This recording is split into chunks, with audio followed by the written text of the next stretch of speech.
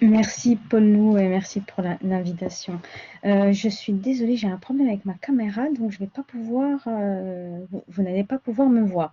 J'espère que vous m'entendez suffisamment bien et que je Très ponctue bien. suffisamment bien mon discours pour soutenir votre attention. Alors, le propos qui sera le mien en 15 minutes chrono, je l'espère en tout cas, c'est de vous proposer voilà, une petite réflexion sur l'obligation vaccinale quand l'histoire nous invite à réfléchir le présent. Donc l'idée, c'est de vous proposer une réflexion sur cette obligation vaccinale concernant la Covid-19 en regardant vers le passé pour mieux se projeter vers l'avenir et ce, en prenant appui principalement sur le cas du virus de la rougeole. Comme annoncé, c'est un travail que j'ai entrepris il y a quelques années et qui va se traduire par la publication d'un ouvrage très prochainement. Je vous propose donc de revenir sur l'obligation vaccinale imposée notamment contre la rougeole et d'y inclure la dynamique du refus vaccinal alimentée notamment par le conspirationnisme. Alors, comme l'exprime très clairement l'OMS, la rougeole est évitable, je cite, et peut être éliminée par la vaccination. Fin de citation. Pour protéger la population et éviter la propagation de cette maladie jusqu'à son éradication, 95% des personnes doivent être vaccinées contre la rougeole. Plus précisément, pour prévenir une résurgence épidémique, c'est 95% de la population qui doit recevoir une première dose. Si on veut éradiquer cette maladie, c'est 2 doses à 95% qui sont nécessaires. C'est en appliquant un tel niveau de couverture vaccinale chez les enfants de moins de 2 ans que les États-Unis sont parvenus à éradiquer la rougeole au cours des années 2000.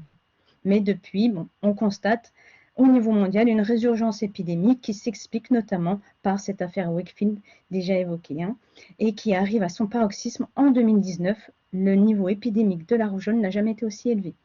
Or, en France, la couverture vaccinale contre la rougeole chez des enfants de moins de 2 ans ne dépasse pas 91%. On y est presque, mais pas encore. Et seulement pour la première dose. C'est autour de 80% pour la deuxième dose. En conséquence, le virus circule encore en France. Un pic de contamination est survenu en 2011 avec près de 15 000 cas qui étaient principalement dus à la défiance générée par l'échec de la campagne de vaccination lors de la pandémie de grippe H1N1 de 2009. Après une période d'accalmie, les cas sont ensuite repartis à la hausse de 400% en 2018. Malgré la pandémie de Covid 2019 que l'on vit actuellement, qui a mis un coup d'arrêt à la circulation du virus de la rougeole, la France dénombre encore 230 cas au premier trimestre de l'année 2020. On l'aura compris, malgré les efforts engagés par la France depuis plusieurs années, la rougeole n'a pu être définitivement endiguée, puisque même si les volontaires sont nombreux, ils ne sont pas suffisants pour atteindre ce seuil de 95% de vaccinés. Alors, est-ce que donc la question de l'obligation vaccinale s'est alors posée? Est-ce que la fin justifie les moyens? Est-ce que les libertés individuelles peuvent être écartées au profit du bien collectif? L'obligation vaccinale propose aux citoyens français un message fort. L'égalité au regard de la sécurité de chacun prend le pas devant les libertés individuelles. En légiférant ainsi, l'État imprime également une valeur altruiste à notre société. L'effort de tous est alors nécessaire pour protéger chaque citoyen. La vaccination n'est plus seulement un acte individuel, mais a des vertus morales. Si les citoyens partageaient tous cette valeur, la question de l'obligation vaccinale ne se poserait même pas. D'autres pays ont privilégié la prévention à l'obligation. La France a, elle, fait d'autres choix. Et ce, dès 1938, quand elle a voulu endiguer la diphtérie, le tétanos en 1940 ou la poliomyélite en 1964. Prenons ce dernier exemple. Dans les années 50-60, la poliomyélite faisait près de 300 morts en moyenne par an et pour 1500 cas. Une vaccination à grande échelle et l'obligation vaccinale à compter de 1964 a permis d'endiguer la maladie. En 1979, aucun mort n'était recensé. 10 ans plus tard, en 1989, la poliomyélite était définitivement éradiquée de France. Il faudra attendre 2002 pour qu'il en soit de même à l'échelle européenne. Il a donc fallu 25 ans d'obligation vaccinale aux Français pour endiguer cette maladie. Plus récemment, L'extension de l'obligation vaccinale à 11 vaccins pour tous les enfants nés au 1er janvier 2018 a fait débat. Ces débats ont conduit à une recrudescence des cas de rougeole en France. Les données disponibles sur la couverture vaccinale montrent que, sans obligation vaccinale, la rougeole n'atteignait pas le taux nécessaire pour empêcher cette résurgence épidémique, d'où l'instauration de cette obligation étendue. Le premier bilan de cette extension de l'obligation vaccinale montre une légère augmentation du taux de vaccination de la rougeole. Elle passe de 86% à près de 88% pour la première dose, et ce, chez les enfants nés en 2018 par rapport à ceux nés en 2017. Un système de contrôle a été mis en place et a soulevé des difficultés auprès notamment des assistantes maternelles qui avaient peur de perdre leur emploi si elles refusaient d'accueillir un enfant non vacciné. L'État a alors légiféré sur ce point pour les protéger. Ce que ce bilan nous apprend, c'est que l'imposition ne peut se faire sans prévention et sans communication auprès des populations, car les réticences et les craintes des effets secondaires, comme ça a été dit par la précédente intervenante, inquiètent, et notamment les effets secondaires graves, restent un premier moteur du refus vaccinal, et légitime, et surtout récurrent dans l'histoire de la vaccination. Une enquête très intéressante menée en septembre 2020 par le GIRES, le groupe d'études sur le risque d'exposition des soignants aux agents infectieux, a montré que même parmi les professionnels de santé, les intentions vaccinales vis-à-vis d'un vaccin contre la Covid-19, alors qu'il n'était pas encore sur le marché, étaient très inégales. Aucune intention vaccinale n'atteignait le fameux taux de 90% nécessaire. Ce que cette enquête montre de particulièrement intéressant, ce sont que les moteurs de l'adhésion de ces professionnels de santé à la vaccination sont à la fois altruistes et individualistes. Ils déclarent, par exemple, accepter la vaccination pour deux raisons. 1. Protéger leurs patients et leurs collègues. 2. Pour se protéger soi-même. Et les moteurs du refus, eux, sont tout aussi éclairants puisqu'ils sont centrés sur la peur et l'incertitude. Ils déclarent refuser la vaccination, 1. Par manque d'informations sur le vaccin et 2. En raison des doutes qu'ils nourrissent sur la sécurité du vaccin.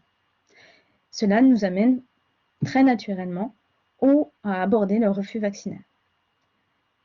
Pour atteindre ce niveau de 95% de taux de vaccination, les Français doivent considérer qu'il y a un plus grand risque à ne pas être protégé qu'à se soumettre à de possibles effets secondaires.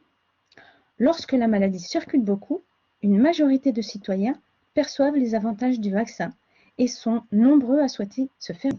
C'est le cas en ce moment. En 1969, c'était déjà le cas. Une épidémie de grippe toucha l'Europe et fit 8000 morts. L'année suivante, les Français se vaccinaient massivement contre la grippe, alors qu'aucune obligation ne les y obligeait et que, de plus, le vaccin n'était pas remboursé par la sécurité sociale. Il en fut de même à l'automne 2020, c'était hier, pour le vaccin contre la grippe saisonnière, alors qu'on était en pleine pandémie de Covid-19. La couverture vaccinale de la grippe saisonnière se situe en général et en moyenne autour de 45% de la population. Mais en 2020, ce taux a bondi à 56%. C'est le taux le plus élevé des 10 dernières années. Il atteint même 60% chez les personnes âgées de 55 ans et plus. Donc, plus le virus circule, plus les volontaires augmentent, mais pas encore suffisamment pour protéger l'ensemble de la population. À l'opposé, moins un virus circule, plus les citoyens sont attentifs aux effets secondaires des vaccins.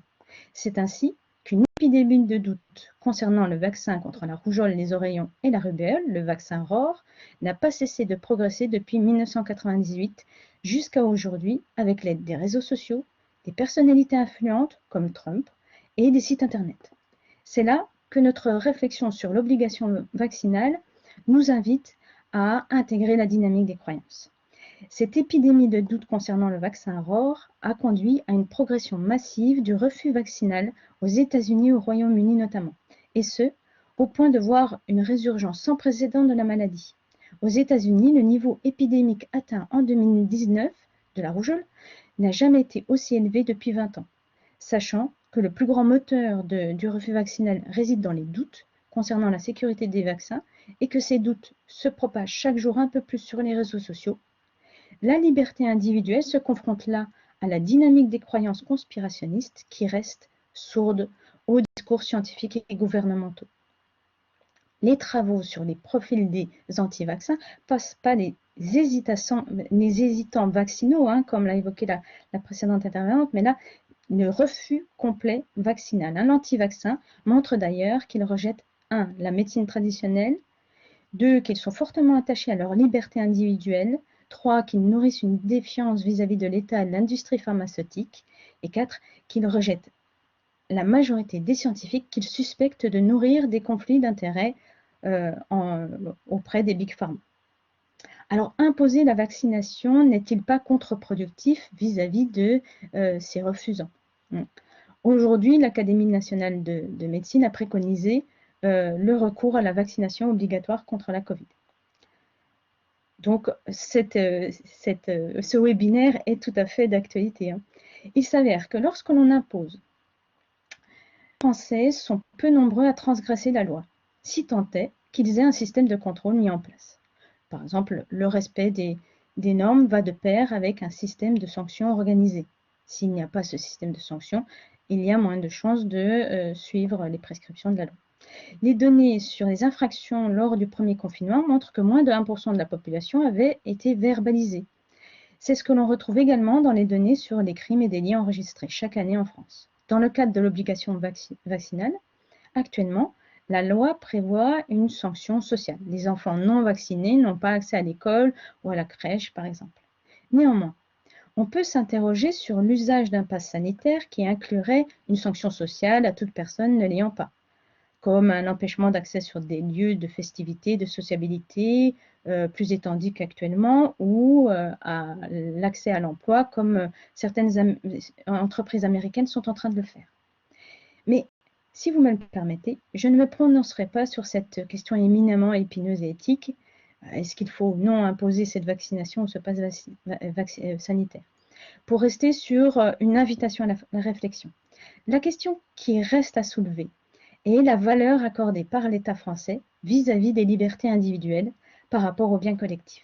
Si le choix se porte au minimum sur la limitation d'une résurgence épidémique, le taux de couverture nécessaire se situerait au moins à 90%, et ce seuil semble difficile à atteindre au moyen du seul volontarisme des citoyens.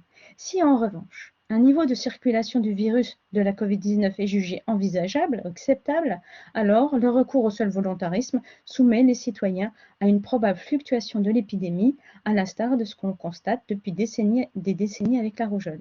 Cette fluctuation est alors amenée à être des plus importantes en France, sachant que nous sommes des champions du monde du refus vaccinal avec au moins 40% de refusants. En somme, il est difficile de trancher, mais l'histoire montre qu'un volontarisme fort de la part des États est nécessaire, qu'ils choisissent ou non de recourir à l'obligation vaccinale. Et l'Organisation mondiale de la santé explique d'ailleurs que la précarité et les difficultés d'accès aux soins sont les freins les plus récurrents à la vaccination. Merci pour votre attention. Merci beaucoup, Romy, pour cette intervention. Il me semblait que Vincent voulait reprendre la parole, mais il a dû partir.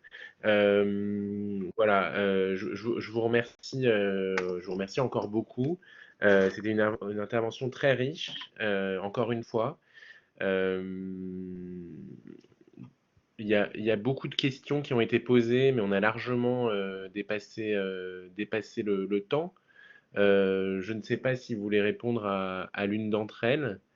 Euh,